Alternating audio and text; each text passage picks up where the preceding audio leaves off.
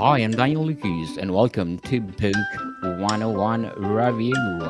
Book 101 is all about the books that I read for the last 40 years. And today I have my special guest. He's the author of the book, The Power of Differentiation, no other than Mr. Barry LeBov. Welcome to Book 101, Mr. Barry, and can you please introduce more about yourself? Well, Daniel, I am Barry LeBov. I run a company called LeBov Marketing Communications and Training. And I wrote a book called The Power of Differentiation, and it's all about winning the hearts and minds of your people at your company to then win market share. So I think it's a very uplifting, positive message, and I'm happy to talk to you today, Daniel. Mr. Barry Labov, thank you so much for sharing your talents to the world. What is differentiation and why is it crucial in today's competitive market? Differentiation is all about identifying what makes you unique. All right. It makes you distinct, let's say. So we look for the magic in what a company does or how it produces, what it creates, right? And after we do that, we then, and this is so important, we then celebrate it with the most important people in the world, your employees, the people who sell the product, service the product, the people who've created it. It's very, very inspiring to do that. Why is it important today, Daniel? Because so many companies are commodities. They sell things like everybody else does. They price everything like everyone else. And you know what? When you do that, as they say, it's a race to the bottom. What it means is it's demotivating. You're not going to make money. You're not going to be happy. You're not going to feel like what you're doing is important. You're just putting together something you're not proud of and getting rid of it. And so I'm on a mission to help companies identify what makes them unique and to celebrate it. So, Mr. Barry, how can differentiation help a brand connect emotionally with customers? Well, if you don't believe and your employees don't believe what they're doing is important or distinct or unique, why would your customer feel that way at all? So we believe you got to determine what it is you're doing that is unique. And most of us are doing something that's special. It might be one or two things. It's not going to be 100. It might be three things, but we're going to focus on those things and we're going to share those with our employees and we're going to share those with customers so they can emotionally connect. Does that make sense, Daniel? Makes sense, Mr. Barry. So, what role does innovation play in effective differentiation? Well, it may play a very big role, it may not.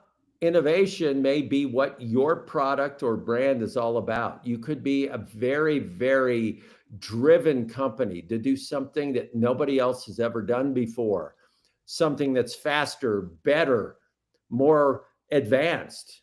Or you could be a company that has mediocre innovation, but your experience, the customer experience, how they feel when they work with your people and your brand is amazing. So sometimes, Daniel, it's the entire game. And then sometimes it's kind of a side thing. It's not that big of a deal because your experience is so amazing. How does differentiation influence consumer perception and brand loyalty? It has everything to do with it because if the consumer feels you're creating a commodity and they can get it anywhere else, they can get it down the street, they can get it somewhere else on the internet, why would they be loyal? I mean, there's no purpose for loyalty. If they think you actually understand them and yet you somehow have an inspiration, somehow have an approach, a point of view that is something they connect with, then all of a sudden you are their brand. You're not just another brand, you're not just some commodity, you mean something to them. What are the key elements that make brands stand out in a crowded marketplace? There are a few things you have to look at. Number one, what is it that your employees, your customers want you to never, ever change? And that's an important thing for the audience. We have to realize there are so many things we do when we produce our product or service, but what are those one or two things that nobody wants you to change because they love them? Well, guess what? That's one of your differentiators.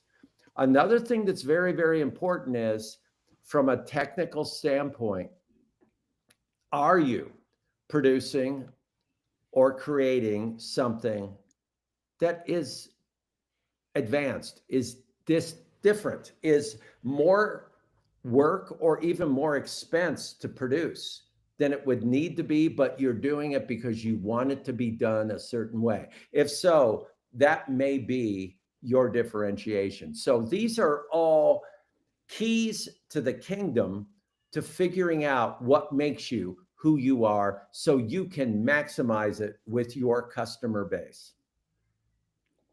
Very well said, Mr. Barry. Very well said. So, how can a brand use storytelling to differentiate themselves and win customers' heart? Well, one thing we want to do is there's a lot of talk about storytelling, Daniel, and storytelling isn't something to go put somebody to sleep. A lot of times you go read a bedtime story to put your child to sleep. Well, if it's about your brand, you don't want to put anyone to sleep. So don't talk about boring things. Don't talk about, well, we were founded back here and we had this many employees and we built a building and we had these equipment things and we did this kind of stuff. Nobody cares. Talk about what is at the heart of why your company does what it does. As an example, if you build ambulances, don't talk about your factory and don't talk about where you get the equipment to go build the ambulances. Talk about the fact that maybe, if it's true, talk about this, that your founders were first responders. They were in ambulances as young men and women. They understood how important it was to build a product that's safe, not only for the patient, but for the people that are driving the unit and are inside being the paramedics. Talk about those issues that touch the hearts of people. That's what storytelling needs to be about. Definitely. So, why is it emotional branding important in differentiation? Well, we're humans and we deal with emotions. So if we have no emotion in how we position what we do, we might as well be machines. We may as well be AI. One of the very few things we can bring to the table with our customers is humanity. And that's what emotion is all about. Truly, emotion. So, how do values and purpose driven branding contribute to differentiation? Well, values and purpose may be your differentiator. It might be that when somebody buys a product, you donate a pair of shoes to a certain country in the world, or you promise to build a tree, grow a tree somewhere, whatever. The point is, if it's genuine, you have a chance to make it a differentiator. If it's not genuine and you're going, we need to tell people that we do these types of things, then it will not work. So, how will it work? Only if it's authentic. Authentic and credible. I think credible Right. enough. Right. So, what are some successful examples of brands that have won hearts through differentiation? There are many brands out there. If you look at the most popular motorcycle in the world, it's Harley Davidson. Why are they the most popular? Because their Harley Davidson owners believe in the brand. They love how beautiful it is. They love that it's a brother and sisterhood of people who come together and who share experiences. It's not just a two-wheel product you buy to get back and forth every day to the supermarket or to your store or to your job. It's actually a part of your life. So Harley Davidson is a great example. Macallan Scotch, the world's number one Scotch producer, they create not only a magnificent product, but they conduct events, Daniel, 1,000 times a year. They create events for people to experience their product. They go into different cities and different countries and they invite people to taste and to experience. Those are two examples because you see and feel their passion about the brand they represent. Certainly. So, how does customer experience impact a brand's ability to differentiate? Well, here's the big message on customer experience. We consumers do not distinguish between the brand and the customer experience we receive. So here's what I mean. If you walk into a car dealership and you are treated poorly and you are not listened to, and it's a terrible experience, you will likely walk out and say, I will never buy from that dealer or that brand for the rest of my life. The problem with that is the brand didn't have anything to do with it. In this case, whoever was the person you met with at the dealership did. But we all feel that that relationship we felt back there, that's the brand. So we have to understand that even if we have dealers, distributors, other outside agents who sell our product, they represent what our brand is all about. Definitely. So, what role does thought leadership play in differentiation? Thought leadership can play, not always does, a role in differentiation if indeed you authentically, genuinely have a point of view or a position about how you think your product or your industry should behave or be utilized. If you feel that, for instance, that camping outdoors is something we should all do, and you have a camper that you have produced, and you believe that it will help people get away and unplug from all the electronics we're connected to, then that thought leadership is valuable. But if you feel that getting out there and proving you're smart and hoping people buy your product because of it will help, it won't, because people are going to go, well, I don't really care about what that person's saying. I guess he or she's smart, but it has nothing to do with the brand. So it must be authentic. Yes, for sure, authentic. And how can a company differentiate itself through a superior product knowledge or expertise? Similar to what I just said, it's very important for you to realize as you have a brand and you're looking to stand out in the market, you may have a superior product, you may not. Superiority is different from differentiation. You need to be differentiated because superiority can be very, very subjective. Somebody may say, I like that your motorcycle is faster than somebody else's. But does that really mean that your product or your brand is unique?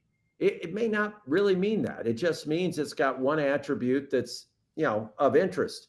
What you have to look at is where are you unique and why are you unique? And how can you explain it to people so that the very few people, because you're not going to invite everybody into the brand and keep them, but how can those very, very few people who really believe that what you're saying really touches them, that they can actually think that, you know what, I can perform on that product, that bike, that motorcycle, and really receive the type of excitement I'm looking for. That's what it's all about. Unique and excitement for Right, sure. right. So, why is trust a critical factor in brands' differentiation strategy? Without trust, you have no brand. Your brand is what people can count on. And if you have a brand that is distrustful, you're not going to do very well. You're going to lose. So, trust is everything. We've talked a few times in this discussion, Daniel. Authenticity is related to trust. If you're authentic, people ought to trust you because you're being true, right? If you're not true, your brand will suffer and so will you. Definitely, you will not succeed, people. So be authentic out there. So, Mr. Barry, what will be your advice for those people out there want to establish their own brand?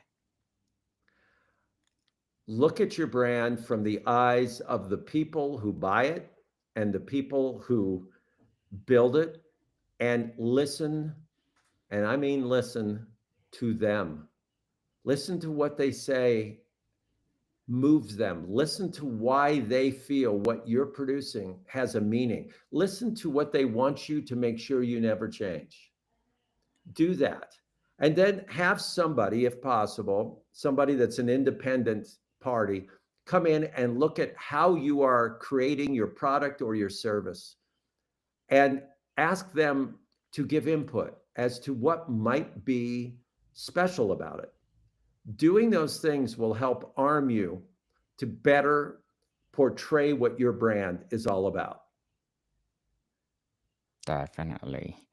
So, what will be your short term and long term goals in writing as well as your company? My short and long term goals are very, very similar. I am working with universities, I am working with company leaders, I am working with entry level employees all over the nation and the world to understand the value of differentiating what you do and sharing that with the people who are involved in it to give them significance and meaning in their life. Good luck to your goal, Mr. Barry. So, how can companies measure the effectiveness of their differentiation strategy? Well, it's easy to measure it through market share, but look at your employee retention and look at the quality levels that you are maintaining in your factory, in your technology center, or wherever you're at. And if they are high, it's very, very likely that you have a very, very strong level of differentiation that your people believe in. How does differentiation contribute to increase market share? Differentiation will not only increase market share, it will increase your profit because people will start to pay happily a premium to purchase your product or service. So, Mr. Barry, what are the risks of failing to differentiate in a competitive industry? The risks of failing to differentiate are becoming a commodity. And when you become a commodity, your profit goes down, your market share goes down, and morale plummets. It's a very, very steep slope.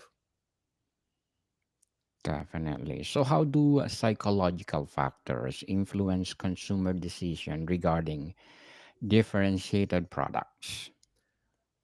From a psychological standpoint, if a consumer believes your product is what they are all about, which makes it different after all, you are ahead of the game. So it's all about touching the consumer, which is psychological, and understanding what's important to them and delivering it honestly.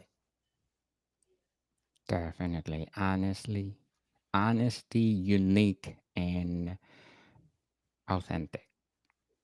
So, the power of differentiation is there a follow up for this book? At the moment, there is no follow up. There will very likely be a workbook, however, that will include a number of additional examples of companies that have made history by following our process to differentiate themselves, not only in the marketplace, but in the hearts and minds of their employees. The power of differentiation. What are your expectations? Well, they've already been achieved in many ways. I want to move and inspire 1 million people worldwide with the message from the book.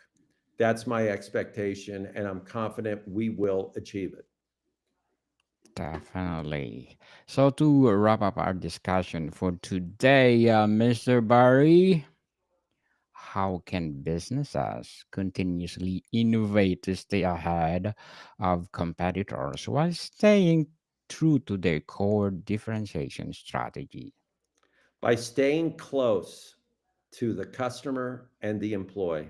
If you have long term employees who are there with you every day and they believe, they're going to come to you with ideas because they want to make what they're doing better. And if you have customers who love what you're doing and you're listening and you're showing them that respect, they will share ideas with you openly. That's how you do it, Daniel. Definitely. So, Mr. Barry Labov, thank you so much for sharing your books to the world. Book to the world, I should say. And we are looking for more books that empower us. So, Mr. Barry, can you please invite our listeners to support your book? Please go to Amazon.com and feel free to not only order the book, but to leave a review, a good, honest review. Feel free to reach me at labov.com or at my LinkedIn at Barry Labov. Yes, people, let's support Mr. Barry LeBeouf because if you support him, more empowering books like this to come. So, Mr. Barry, thank you for your time. Thank you, Daniel. More to come, people. See you soon.